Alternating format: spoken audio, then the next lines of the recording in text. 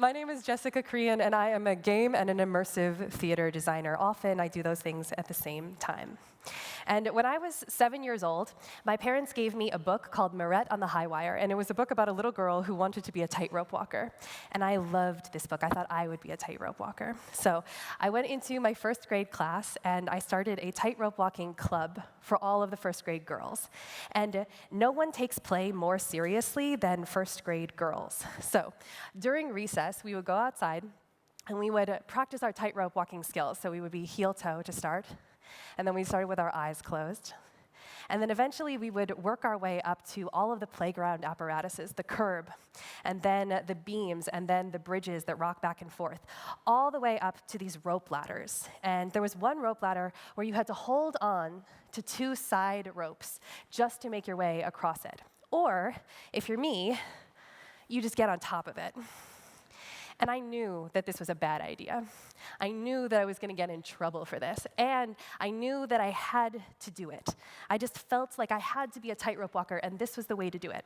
So I got up there, and sure enough, about 6 steps in, my first grade teacher sees me and comes running over, yelling. She pulls me down, and she sends me to the principal's office. And the principal calls my parents, and my parents come in, and then the principal proceeds to tell my parents that their 7-year-old daughter is a hooligan, rabble-rouser, leader of a 7-year-old girl gang who is flouting all of the unwritten rules of the playground. In other words, I was playing wrong, and I was dragging all of the other girls down with me. So I left this meeting with my parents, and I'm sobbing because I'm 7, and I thought I was letting my parents down, and I didn't want to drag the other girls down with me, and also I thought that I would never be allowed to tightrope walk ever again, and I had only really gotten about 6 steps in. So in order to leave school, you have to walk through the playground. So I'm with my parents, and we're standing in front of this rope ladder, and I think that I am in for the lecture of a lifetime.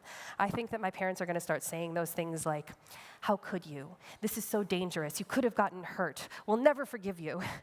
And instead of grounding me, literally, my dad picks me up, and he puts me up on top of the rope ladder, and he says, "All right, Jessie, let's see what you can do." So I later learned that there is a phrase for the feeling you get when you are standing up here, somewhere kind of high up and maybe a little bit dangerous, looking out into the void, and you have 2 choices.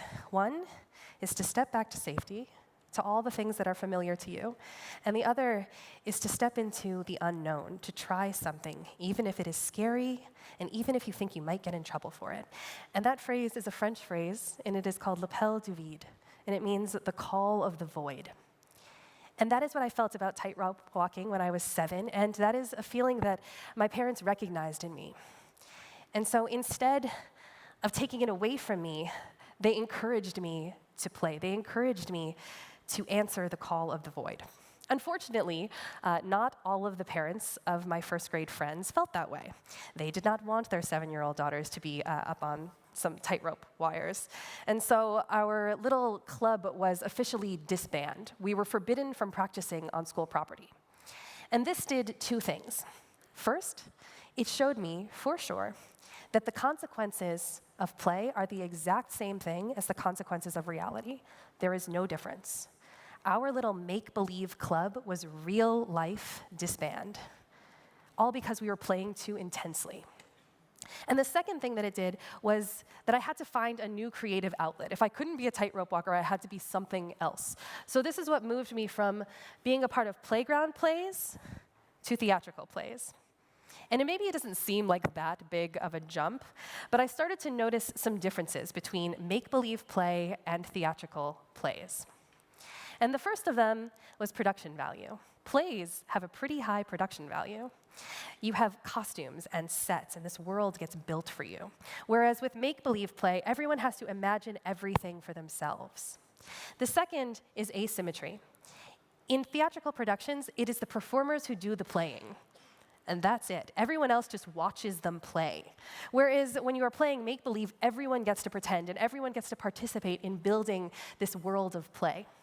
And the third change that I noticed was that in theatrical plays, the actors play roles. You are decidedly playing someone who is not you. And you are encouraged to find the differences between the person you are playing and yourself.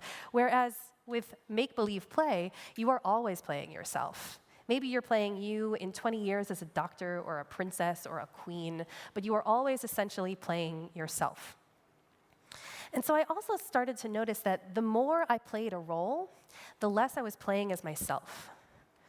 And I started to miss this really key element of play that had been a part of my life as a child. And it was gone for a really long time in my life. And I didn't start to recover this sense of play until many, many years later when I was in grad school and I took a class called The History of Games. And if you have ever experienced love at first sight, then you will know what I felt when I took my first game design class, because I was completely enamored of it. I couldn't get enough. I was giddy walking into class every day. I was so delighted to be doing this thing that I had really been missing for a long time. And it also reinvigorated my love of theater. And so I started to look for some of the strengths in both, particularly immersive theater. And so I noticed that theater is really good at a couple of things. Storytelling being number one. Theater is amazing at taking a beginning and working through to the middle and taking you all the way to the end in a really clear story. It is also really good at building tension, because theater doles out information over time. Players and performers and words transform us, and we have this ability in theater to take all of the audience on this really crazy emotional journey. And the third is that it puts everyone in the same space. Live performance means that we are all in the same theater, we can look each other in the eye, and we develop this sort of communal consciousness. On the other hand, there is games, and games have their own strengths. Number one is agency. Games allow all of the players to make really meaningful choices. And those choices affect the gameplay. They don't just disappear into nothing. They change the way the games are played. Games also have the ability to set clear goals and expectations for the performers. You usually get a rule book. So it's not something that has to get doled out over time. You know exactly what is expected of you when you are playing a game. And the last is that games are really challenging. And we expect games to challenge us in a way that we don't necessarily expect life or theater to challenge us. And so I started noticing all of these things, and then I started to put them all together. What does it look like if they're not separate, but we look at play and plays together? And so this is what I started doing. I started melding these things into what is called playable theater. And I started looking at this spectrum and seeing how these things can interact with real life and real consequences. But of course, there's a very big difference between talking about experiences and actually playing through experiences. So I thought we would take just a couple of minutes to play a little game. So for this game, I will need 2 volunteers who are feeling a particular call of the void right now. We've got one over here in the second row, and one right behind. Okay, great, come on up. Join us. Great. So this game is called Schrödinger's cat. It is a game of metaphysics. So if you are familiar with Schrödinger's cat, fantastic. You have a leg up on the rest. If you're not, don't worry. Sometimes it is best to go in knowing nothing at all. Are either of you familiar with this particular thought experiment? Excellent. So Schrödinger's cat is a game that explores an idea of whether or not 2 things can exist at the same time, even if they are opposites. For instance, can something be both alive and dead at the same time, for instance? So this is a tiny, tiny little game here. So I'm going to show you all of the game pieces up here. But the first thing that you are going to do is you are going to name your cat. So this is your cat. And you get 1 cat between the 2 of you, and you're going to name it. We'll wait. You're welcome to crowdsource if you'd like. So we work together? Yes, you're going to work together. This is so conspiratorial.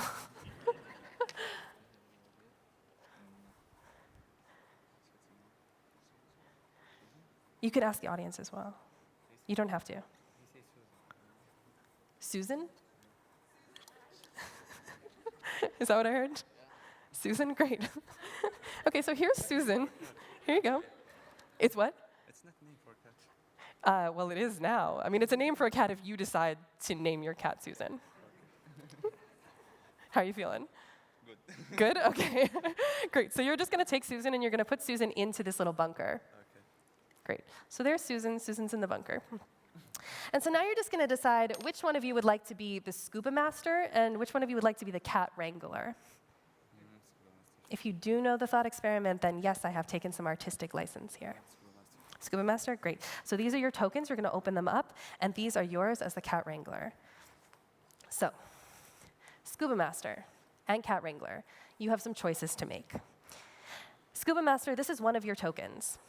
If you choose to put this token into the bunker with Susan, then there is going to be cat poison that fills up a tank that goes into a little cat-shaped scuba tank here. If you put that cat poison into the tank, the rest of the bunker is going to fill up with oxygen. Or you could put in a tank that it fills up with oxygen, that's going to feed oxygen into that tank. And if you do that, the rest of the bunker will fill up with cat poison.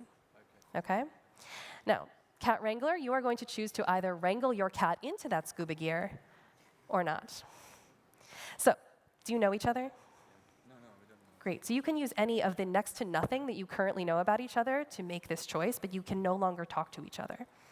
Your goal from here on out is to keep Susan alive as long as possible. Oh, we have to keep it alive. Yeah. Because I think I have to make it. Well, I would just keep it secret. Yeah.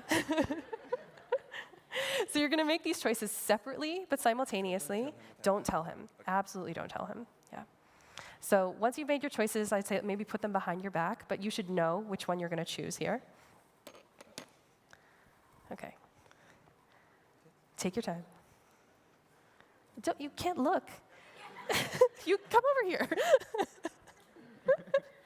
What is your name? Brahim. You're also a troublemaker, aren't you? Started any tightrope walking clubs as a child? Yes. Yes? Oh, good. We're kindred spirits here. Are you good? Okay, great. So, once you have in your hand the token of the choice that you are making, you are going to look each other in the eye, and you are not going to stop looking each other in the eye until you have placed the token of your choice into the bunker. Okay. So full eye contact. Great. طرفية إلين ما تحطها. طرفية إلين ما تحطها بدون ما نفضل نطلع في بعض. This is a new one for me. Great. So eye contact the whole time. Great. Perfect, perfect. You got this. Excellent. All right. What's done is done. This is our world now. So I'm just going to put this in here.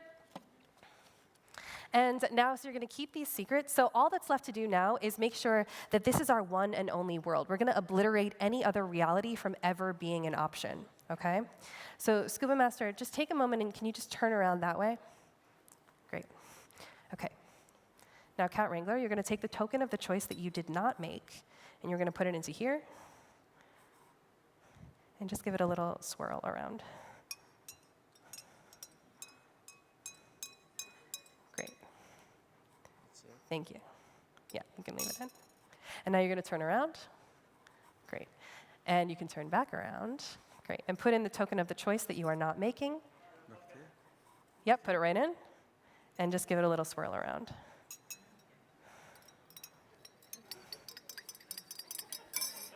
Thank you very much. All right. And you can both turn back around now. Great. Come on back. Good. So this is our world now, and all that's left to do is live with your choices for the rest of your life.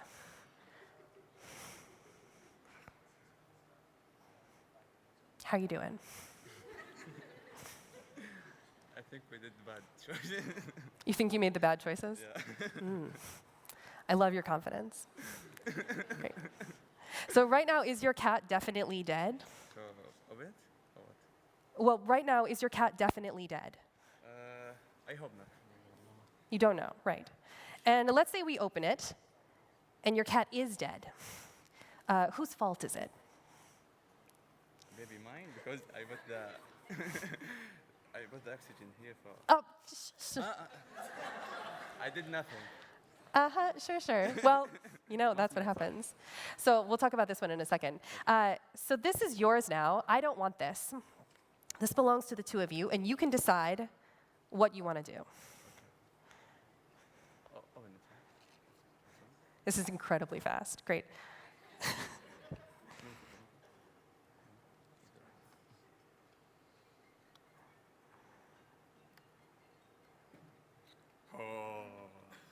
Did it live? alive. She's alive. Susan lives. Excellent. Great. Thank you very much. You can keep this. Yeah, absolutely, yeah. Susan is your cat. Yeah, Susan's yours. I have enough cat blood on my hands, alive or dead. So you may have noticed that in this particular performance game, it is definitely a game, and there's a little bit of performance to it, and there's also some real-world consequences. These ones are particularly short-lived because there was a real lack of care about this particular aspect of the game by these two particular players. And that's the way it goes sometimes. Sometimes you're just willing to risk a cat's death. But players play this in all kinds of ways. Some players have been playing upwards of 2 years now. They pass this little tin back and forth to them every couple of months, partially as an excuse to get together and chat, and also because they want to make sure that the other person hasn't opened the tin and broken their pact. Sometimes people open it immediately because they want their curiosity to be sated, even at the expense of a cat's life.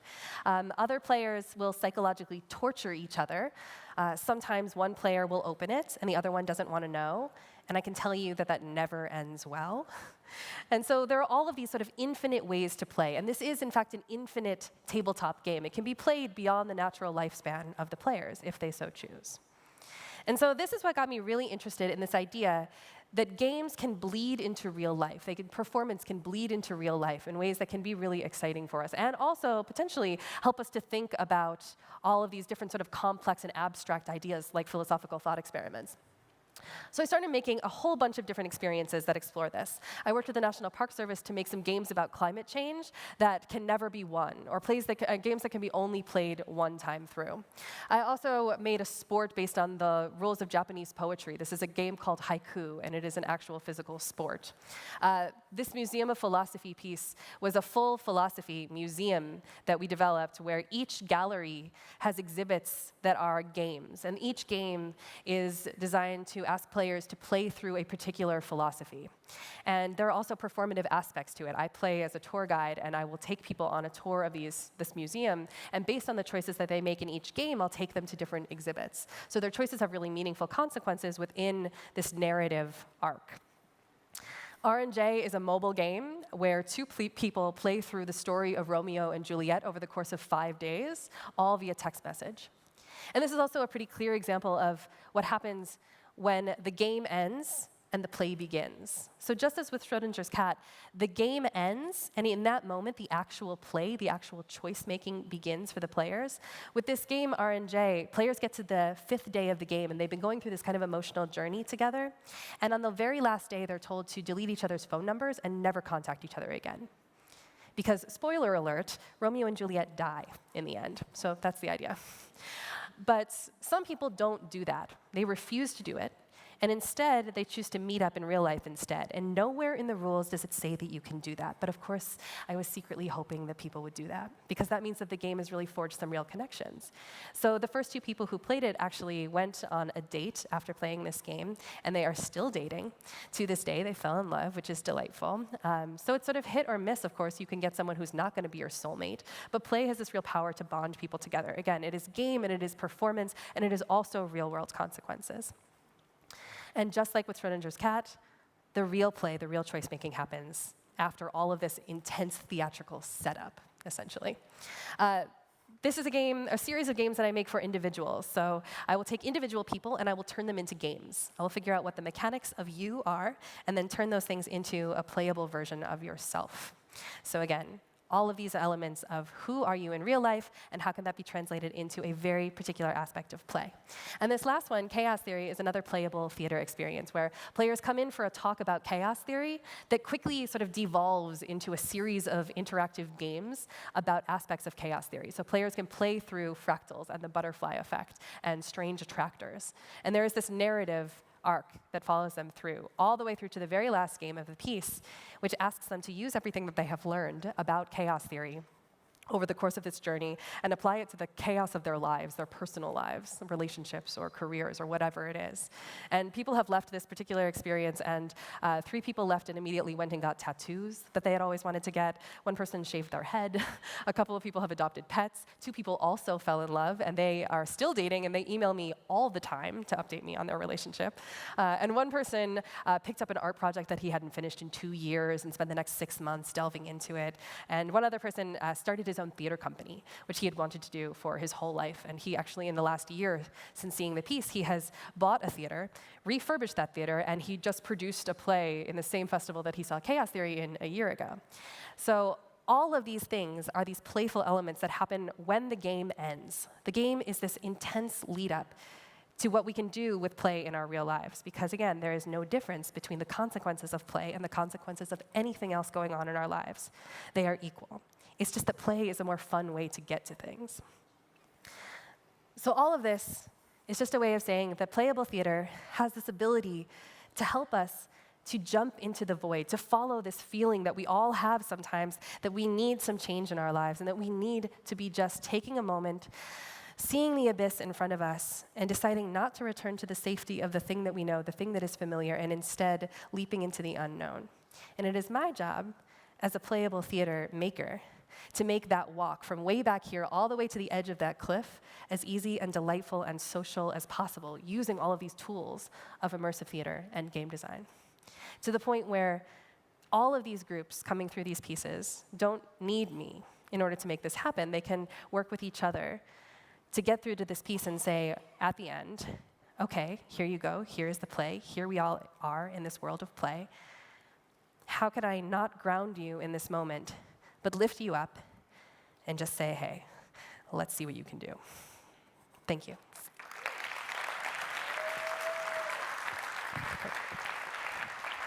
All right, Jessica, thank you so much for your presentation. That was very insightful. Thank you. All right, I wanted to ask you, I wanted to see if any of our audiences have any questions. And do we have any questions? Yes, we have a question on the third row over here.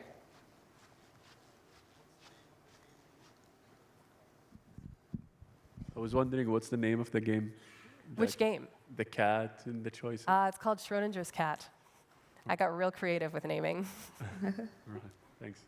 So you made the game up? Yes. Oh, okay, that's great. Yeah. I wanted to ask you, as a teacher, how can I get that those experiences of immersiveness and immersive play into the classroom? Do you have any suggestions? Yeah, absolutely. I bring games in all the time. Oh, okay, great.